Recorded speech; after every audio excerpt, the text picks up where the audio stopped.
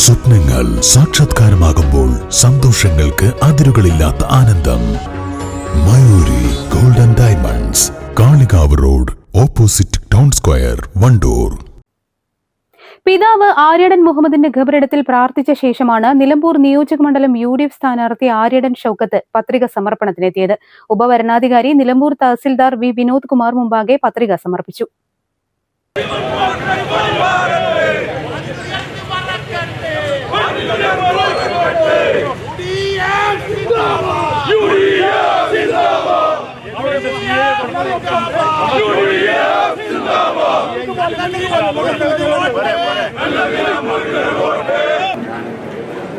നിയമസഭയിലെ അംഗത്വം വഹിക്കുന്നതിന് ഒരു സ്ഥാനാർത്ഥിയായി നാമനിർദ്ദേശം ചെയ്യപ്പെട്ടിരിക്കുന്നതിനാൽ നിയമമനുസരിച്ച് സ്ഥാപിതമായിട്ടുള്ള ഇന്ത്യൻ ഭരണഘടനയോട് ഞാൻ യഥാർത്ഥമായി വിശ്വാസം പുലർത്തുന്നുണ്ട്. ഇന്ത്യയുടെ പരമാധികാരവും അഖണ്ഡതയും ഞാൻ നിലനിർത്തുമെന്നും ദൈവത്തിൻ്റെ പേരിൽ സത്യപ്രതിജ്ഞ ചെയ്തു.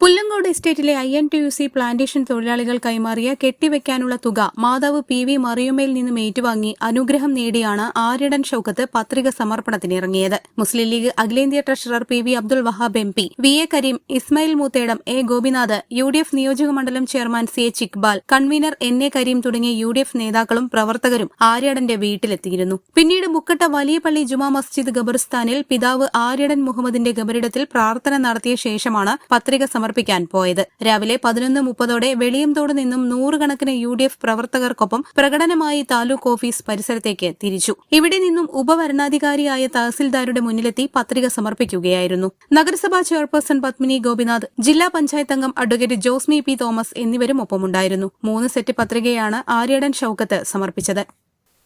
കഴിഞ്ഞ 8 മാസം മുൻപാണ് നിലമ്പൂരിൽ ഉപതെരഞ്ഞെടുപ്പിലൂടെ നിലമ്പൂരിലെ ജനങ്ങൾ 11,000 ചില്ലാനം വോട്ടിന്റെ ഭൂരിപക്ഷത്തിന് എന്നെ വിജയിപ്പിച്ചയച്ചത്. ഞാനന്ന് അവരോട് പറഞ്ഞൊരു വാക്കുണ്ട്. കഴിഞ്ഞ 10 വർഷമായി 9-10 വർഷമായി നിലമ്പൂരിൽ മുടങ്ങിക്കിടന്ന ഓരോ പദ്ധതികളും ഈ വരുന്ന കുറഞ്ഞ സമയം കൊണ്ടാണെങ്കിലും പരമാവധി അതിനെ പുനരാവിഷ്കരിക്കാനും പുനരുജ്ജീവിപ്പിക്കാനും എന്റെ ഭാഗത്തുനിന്നുള്ള വലിയ ശ്രമം ഉണ്ടാവുമെന്ന് ഞാൻ പറഞ്ഞതാണ്.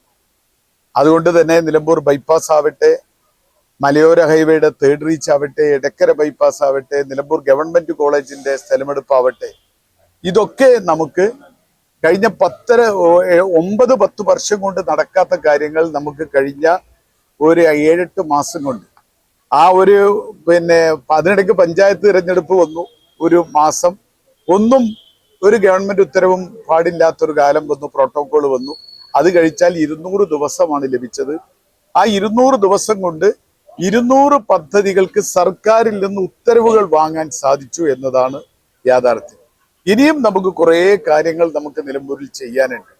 കാരണം നമുക്ക് ആദിവാസി മേഖലയിൽ, അതുപോലെ തന്നെ ടൂറിസം മേഖലയ്ക്ക് കഴിഞ്ഞ 10 വർഷമായി നിലമ്പൂര് കൃത്യമായി അവഗണിക്കപ്പെട്ടിരിക്കുക.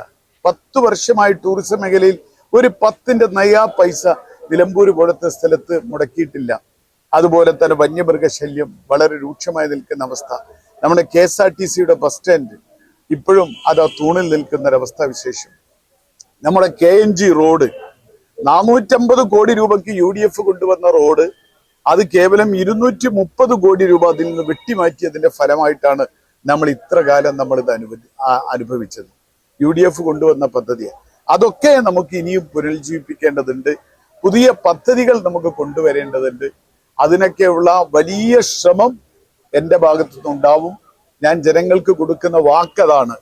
ഈ നിലമ്പൂരിൽ കഴിഞ്ഞ കാലത്ത് നമുക്ക് നഷ്ടപ്പെട്ട നിലമ്പൂർ, കഴിഞ്ഞ 9-10 വർഷമായി നഷ്ടപ്പെട്ട നിലമ്പൂർ, അത് തിരിച്ചു പിടിക്കും, ഒരു സംശയവുമില്ല. News bureau, Nilambur.